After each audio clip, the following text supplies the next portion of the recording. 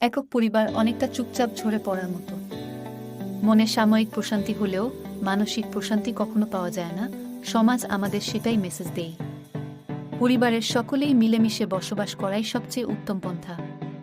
খানিকটা ধৈর্য আমাদের পরিবারের সকলের মনে প্রশান্তির অনুভূতি দেয়, যেটা ছেলে মেয়েদের মেধা বিকাশ ও সামাজিকতার শিক্ষায় অনেক উপকার করে। যেখানে নিজের স্বার্থ গৌণ রাখতে হয়, পারিবারিক স্বার্থই যেখানে মুখ্য। পারিবারিক সুখ শান্তি তো আর এমনি আসে না, তার জন্য কিছুটা ত্যাগ তো স্বীকার করতে হবেই, যা একজন অভিভাবক দ্বারা নিয়ন্ত্রিত হয়ে থাকে। সেই ত্যাগ এককভাবে কেউ করে থাকে না, পরিবারের সকলকে সেটা ভাগ করে নিতে হয়। সকলে মিলে আমরা সকলের তরে, প্রত্যেকে মিলে মোরা পরের তরে। ধন্যবাদ।